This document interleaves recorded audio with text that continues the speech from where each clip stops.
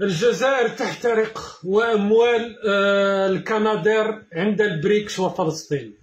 سلام الله عليكم، رحمة الله على كل ضحايا الجريمة مكتملة الأركان التي نفذها النظام الجزائري في حق الجزائريين، والذي يواصل في حرق الجزائريين، لأنه يكذب من يقول بأنه من احترقوا اليوم، العشرات الذين احترقوا اليوم، المئات الذين احترقوا السنة الماضية في الطرف وغيرها، المئات الذين احترقوا في السنة ما قبل الماضية في منطقة القبائل وفي عديد من مناطق الوطن، كل هؤلاء هم ضحايا جريمة من أخرى من جرائم النظام الجزائري، الذي عوض أنه يقول لك احنا الآن هناك احتباس حراري، هناك كوارث في كل مناطق العالم، هناك درجة الحرارة ترتفع سنة بعد سنة، الحرائق في كل سنة، الناس تموت بالمئات وبالعشرات في كل سنة، من المفروض أننا ناخذ ملايين حتى ملايير الدولارات حتى نوفر كل الإمكانيات للحماية المدنية، حتى الجيش، لكل المؤسسات الدولة حتى تسيطر على الحرائق. لا، حنا نمدو ملايين الدولارات لفلسطين الشهداء، حنا نمدو مليار دولار إلى البريكس، حنا نوزعو ملايين الدولارات على تونس. شكون حنا؟ النظام الجزائري بطبيعة الحال. الزلط والتفا ماشي درك، ما بقاتش برك في الزلط والتفرعين، هادو يقتلوا في الناس، هؤلاء يحرقون في الشعب الجزائري. ما حدث اليوم هو حرق للشعب الجزائري. الصور التي رأيناها نبدا لكم فقط وبعدين نتعمقوا في قضية طائرات أخماد الحرائق. شوفوا الشعب يواجه في النيران بغصن تاع الشجرة، ما عندوش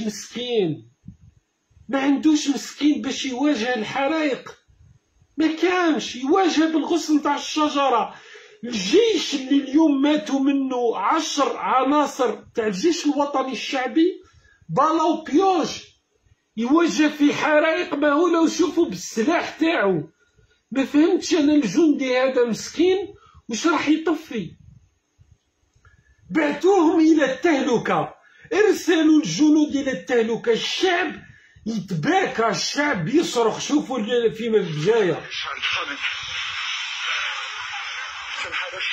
شوفوا الكارثة، شوف ما كان حتى واحدة، الشعب مع الشعب.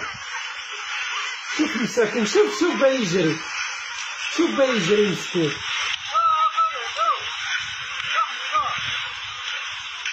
شوف مساكن الشعب يجري بالسطل، هذه في منطقة القبائل، يجري بالسطل تاع ما باه يروح يطفي الماء، ما كان حتى واحد، لا سلطات محلية لا ولا واحد جا لنجدتهم. شوفوا هاي تاني جيجل، ها شوفوا النار وين وصلت،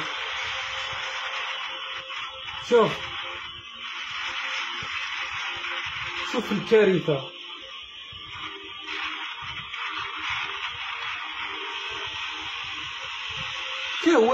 كوارث النار.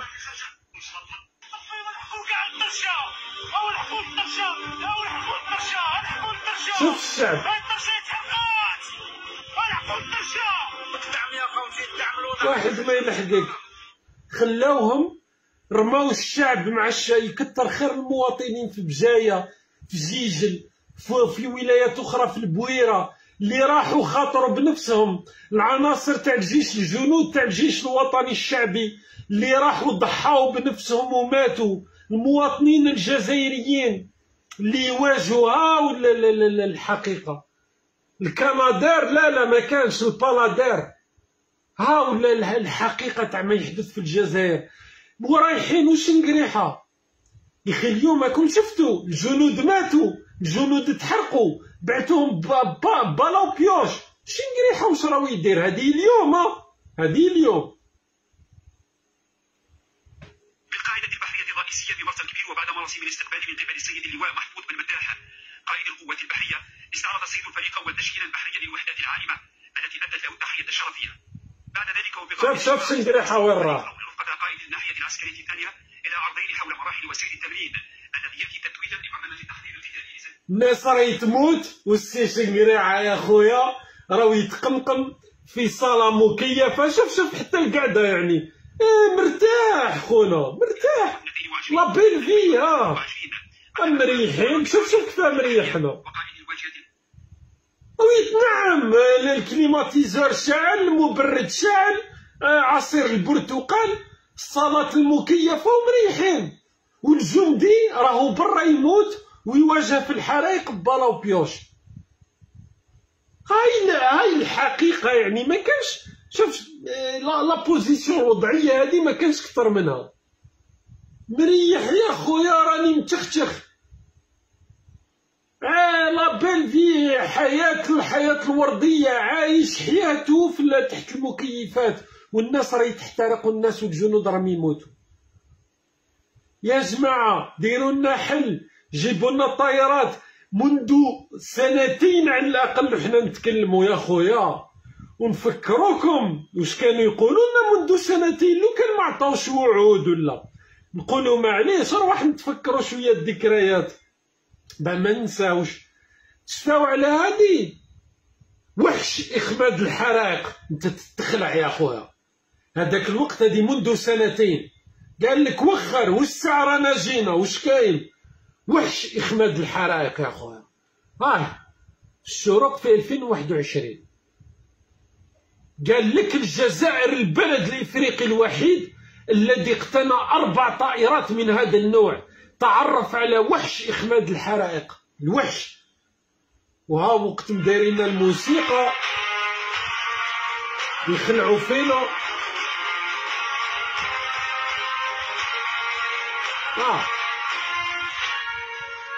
هذه منذ سنتين. اليوم ولاش ما كان والو. اليوم النظام واش راهو يدير؟ ماهوش لاهي، ماهوش قاعد الطائرات إخماد الحرائق. ما تهموش طائرات إخماد الحرائق، ما يهموش. استنى برك نتفكروا تاني. تبون في 2021 عبد المجيد تبون يكلف الجيش بشراء 6 طائرات لإخماد الحرائق. وين راهم الطائرات؟ ما كانش ولاش. ولكن اصبر. النظام الجزائري صح ما جابش الطائرات، بس اصبر. النظام الجزائري حقق انجازات في السنه الماضيه. قرر السيد رئيس الجمهوريه عبد المجيد تبون ضخ مبلغ 1 مليار دولار امريكي لصالح الوكاله الجزائريه للتعاون الدولي من اجل التضامن والتنميه لتمويل مشاريع تنمويه في الدول الافريقيه، لا سيما منها حنا نصرفوا مليار دولار لتمويل المشاريع في افريقيا. حنا الدول الفقيره نساعدوهم يا خويا، ماناش بخاله. حنا قوه عظمى وقوه ضاربه بطبيعه الحال. مليار دولار بصح كي جات الكوارث في الجزائر شعلت الحرائق يا سيدي. النظام عطيونا حل، عطيونا امكانيات، وفروا لكم الامكانيات. مليار دولار لافريقيا. الشعب الجزائري واش نعطيوه؟ واش نعطيو الشعب الجزائري؟ ارقام هواتف تحت تصرف مواطنين جيجلو بجايه. الله اكبر. داروا لكم ارقام هواتف سبحان الله. ارقام هواتف للمواطنين تاع جيجلو بجايه. مليار دولار لافريقيا، بصح الشعب الجزائري نديروا له ارقام هواتف وتحت تصرف المواطنين. عيط وقت ما تحب خويا، عيط، فرغ على قلبك. قول لهم وين راحوا الكنادير، قول لهم راني راح نموت، راني راح نتحرق كما العائله اللي احترقت باكملها في ولايه بجايه رحمه الله عليهم. عيط شكيلهم، عيط ابكي، عيط عزي. غنديروا لك رقم هاتف باه تفرغ، ما تبقاش معمر. هاي الحلول تاع النظام الجزائري. هاي الحلول. زيد ماشي هذا برك، نتوما قلتوا مليار دولار لافريقيا، معليش بصح تاني درنا اليوم مجلس قضاء جيجل والطاهر ايضا. درك نتكلم لكم على الطاهر. يعلم النائب العام لدى مجلس قضاء جيجل الرأي العام أنه على إثر اندلاع حرائق بغابات الولاية أمر وكلاء الجمهورية. أنت لما تسمع مجلس قضاء جيجل مجلس قضاء الطاهر تحركوا، أنت تقول راحين يفتحوا تحقيقات في المسؤولين، في الوالي تاع ولاية جيجل اللي غايب ولا الوالي تاع ولاية بجاية اللي لا أثر لهم. لا لا لا لا لا, لا. قال لك لدى محكمتي جيجل والطاهر بفتح تحقيقات ابتدائية للتحري حول أسباب هذه الحرائق. يا خويا حنا النظام الجزائري أول نظام في العالم راح يحقق مع المولى عز وجل والعياذ بالله، راح يحقق مع ربي سبحانه. علاش ارتفعت درجات الحرارة ل 46 درجة واشترى عدد الحرائق؟ منذ أسابيع لبنا باللي درجة الحرارة راح ترتفع، باللي الحرائق راح تشتعل مثل اليونان، إسبانيا، إيطاليا. لا النظام الجزائري قال لك صبر، حنا قسما بالله غير نحقوا مع المولى عز وجل. ما بقاش النظام الجزائري، النظام قوة ضاربة راحت خلاص، درك ما بقيناش أرض، حنا وصلنا للسماوات نحقوا معاهم. ما فهمتش أنا. فتح تحقيقات حول أسباب الحرائق، روحوا فتحوا تحقيقات على تبون وشنقريحة اللي قالوا لنا الجزائر دولة في الريادة، اللي مدوا ملايير الدولارات، 1.5 مليار دولار على بريكس. أنا نساعدكم. هذه محكمة الطاهر على فكرة ومحكمة جيجل. محكمة الطاهر أنا متابعتني بالك في 3 ولا 4 قضايا على الأقل. إهانة هيئة نظامية. أنا سهل، مواطنين سهلين تقول كلمة حق يقول لك إهانة هيئة نظامية ومنا متابعين، بالصعبة يروحوا يفتحوا تحقيقات على المسؤولين. لا وحاب يفتحوا تحقيقات على المتسببين في الحرائق. سامحوني، المتسببين في الحرائق هو المولى عز وجل. ارتفاع درجة الحرارة أمر طبيعي، ما كان ولا شيء، جا من الطبيعة، يعني جا من جهات عليا. ما عندكش واش تحقق. واش راح تحقق؟ ارتفاع درجة الحرارة، النار شعلت في البلاد، واش راح تحقق؟ فاش راح تحقق؟ تسمى برك باين يلقاو كيفاه يخرجوا. قال ماشي حنا، قال الاخر تبون واش كان، قال يقول منذ ايام ساعات، واش من ايام، انا ثاني ساعه نولي نخلط منذ ساعات. أن نكون اعضاء في مساهمين في بنك البريكس، والمساهمه الاولى نتاعنا ستكون ب1.5 مليار دولار كمساهمه للدخول. 1.5 مليار دولار 75 طائرة كنادير تقدر تشري بهم 1.5 مليار دولار باش تشوفوا القيمة تاع الآخر. وما قلنا لكمش 75، على الأقل 3 ولا 4.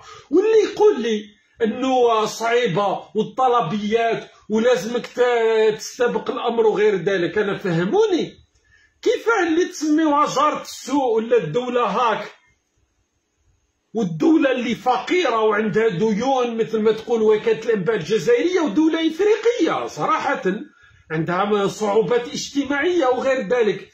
أنا فهموني كيفاه الدولة هذه المغرب يعزز أسطولة هذه العام اللي فات ب3 طائرات كنادير جديدة، ويتبوأ المرتبة الرابعة عالميا في امتلاكها. يا اخي هادو المخدرات والقصر الملكي ويسرقوا اموال الشعب، تسمى هادو سرقوا الاموال تاع الشعب المغربي ونهبوا، والفساد والمديونيه، وقدروا يشريو عندهم 9 طائرات. اسطول يا جدك، اسطول تاع طائرات.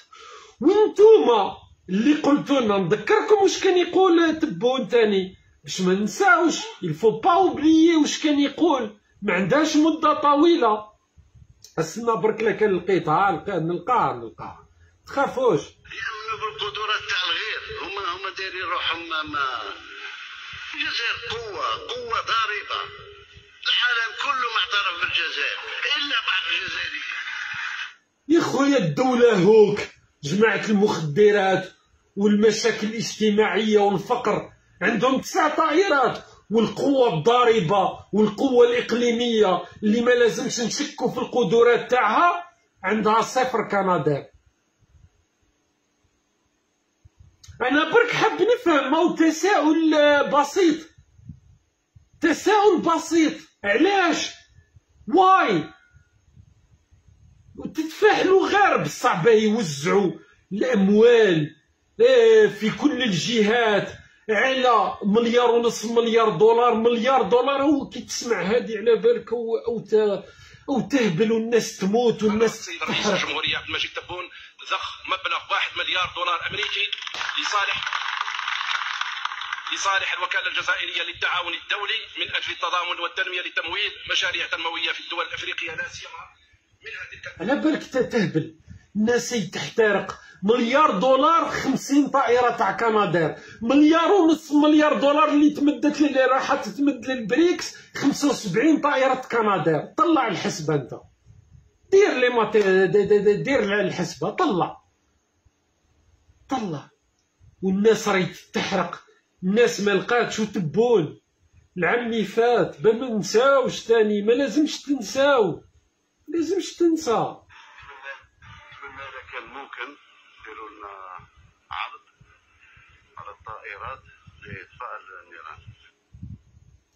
هذه العام اللي فات في معرض تاع راه عند الجناح تاع الامريكيين، قال لهم يا جماعه حطوا روحهم في سوق تاع تجلابين، شوفوا لنا طائرات تكون بون بخي وراك تعرف ماشي ماشيه بزاف. السيد حط روحو سوق تجلابين ولا سوق تجنان، تروحوا السلام عليكم عطينا هكا. ولما نوصلوا للصيف ها واش نشوفوا، ها واش يصرى.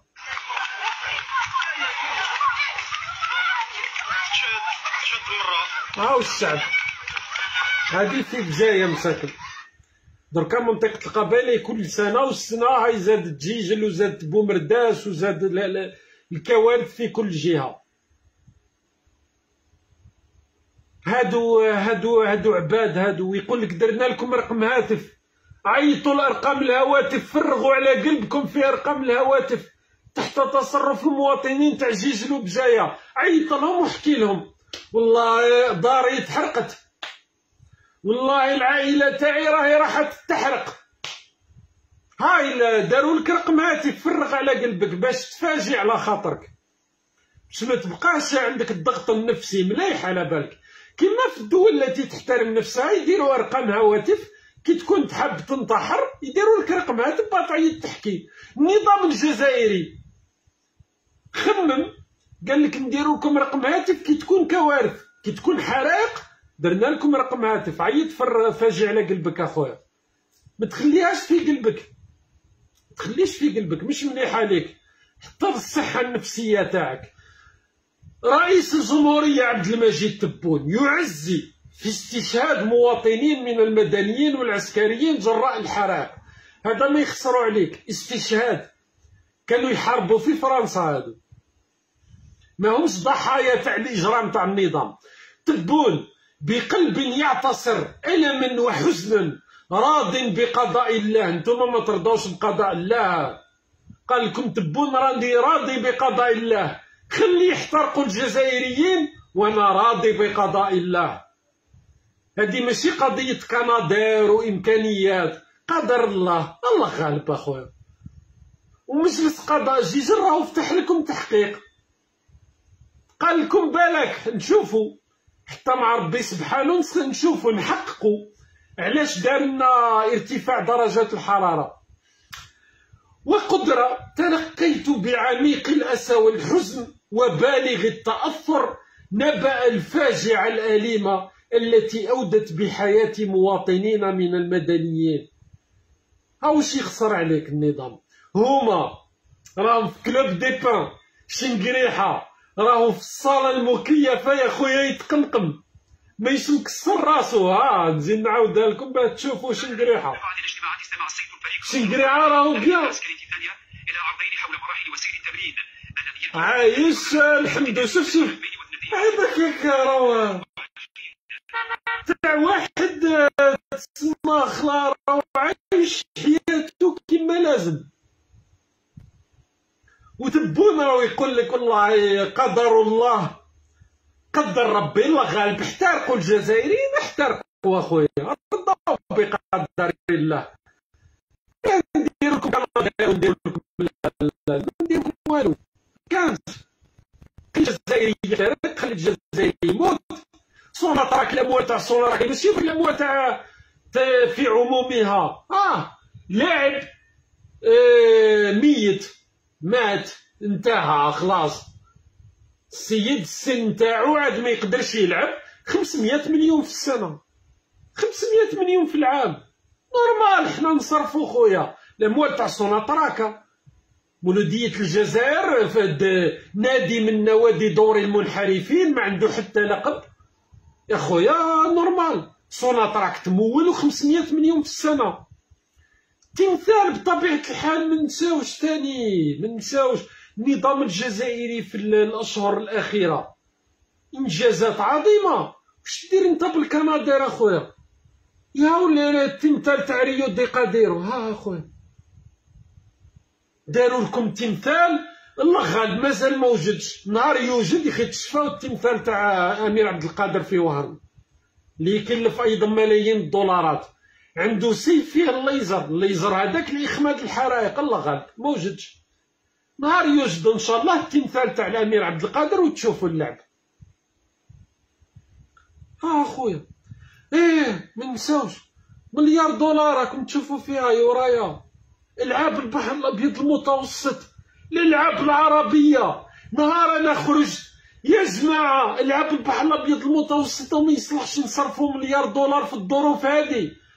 جاوني انصار النظام، خائن عميل، انت بعتك المخزن، بعتك الموصاد باش تفسد علينا الفرحه. حنا الجزائر اخرجت قطر التي بداخلها. روح اليوم لما تكون تحترق قول لهم والله مليحه العاب البحر الابيض المتوسط. المهم شفت العاب البحر الابيض المتوسط ونحترق، وخلي يتحرقوا الجزائريين. خلي عائله كامله في بجايه احرقت معليش. المهم مليار دولار في العاب البحر الابيض المتوسط، واحد ما سمع بها العاب البحر الابيض المتوسط. ودرك داروا الالعاب العربيه وكوشان وصرف والمفرقعات واحرق، احرق في الاموال. كنادير ما عندناش. بصح نهار انا قالوا لي انت خاين كل ما نتكلم، ونهار يا اخي كنت نتكلم بالارقام يا جماعه. هاي الميزانيه رانا وصلنا ل1 مليار دولار في العاب البحر الابيض المتوسط التي ما عندها حتى قيمه لا رياضيه لا راح تحسن صوره الجزائر. الاموال راهي نهبت. لا لا لا لا انت تفسد علينا في الفرحه. امشي. نهار نقول لكم فلسطين كيفاه تمدوا 100 مليون دولار ومن بعد 30 مليون دولار منذ ايام الجنين راهي تروح لمحمود عباس اللي عائلته كامل راهي متورطه في الفساد. راكم تضيعوا في اموال الجزائر. لا حنا فلسطين الشهداء. البوليساريو كيفاه توزعوا ملايير الدولارات منذ السبعينات وهي تروح في البوليساريو هذا في تندوف. طائره رئاسيه، سفارات، اسلحه، كل شيء من اموال الجزائريين. لا انت خائن وعميل، انت راك تدعم في المخزن. هاي كي تجي الكوارث تشوف النتيجه. لو كان على الاقل وفروا قالوا واش يحتاجوا الجزائريين، قال طائرات، قال امكانيات. حتى انا كي نجي نتكلم على الامور هذه يقول لي خلينا احنا المهم راهو كلش كاين. الناس ميته بالجوع، الناس مرميه، الناس تحترق. والاكاذيب وزيد الاكاذيب. شوفوا هذه 4 طائرات، شرينا 4 طائرات لاخماد الحرائق. هذا الوزير الاول في ديسمبر الماضي، الوزير الاول يعزي في استشهاد مواطنين في ديسمبر كي كان البرد والشتاء. كان يقول لكم خلاص وجدنا 4 طائرات راهم واجدين. كي صرات الكارثه وما كانش طائرات الله يرحمهم. قدر الله وما شاء فعل. تبون قال لك والله ببالغ الاسى من بطبيعه الحال هو راه في المراديه الجنرالات وابنائهم راه معايشين مقمقمين في الكلوب دي با ما على بالهم. لكن تعرفوا باللي في الكلوب دي با ما على بالهمش خلاص باللي كاين حرائق. اصلا ما يشوفوش القنوات الجزائريه، ما يشوفوا وسائل التواصل الاجتماعي، تلقاهم برونشيين في انستغرام مع الخارج ومع اصدقائهم في الخارج. الجنرالات راكم شفتوا شم ريحه راه يتنعنع في قاعه مكيفه، والشعب راه يتحرق. انت تحرق موت، عائله في بجايه احترقت خليهم يموتوا، واش راهي نديروا لهم؟ وكي تقسي علاه وكيفاه يقول لك تبون بقلب يعتصر ألما وحزنا راض بقضاء الله. هو راهو راضي تبون بقضاء الله، نتوما اللي ما تحمدوش ربي. تبون قال لك بقلب يعتصر وراضي بقضاء الله. تسمى حنا كي نهضروا على الكنادير، على ما جبتوش الكنادير يعني رانا ماناش راضيين بقضاء الله، ماناش حامدين ربي حنايا.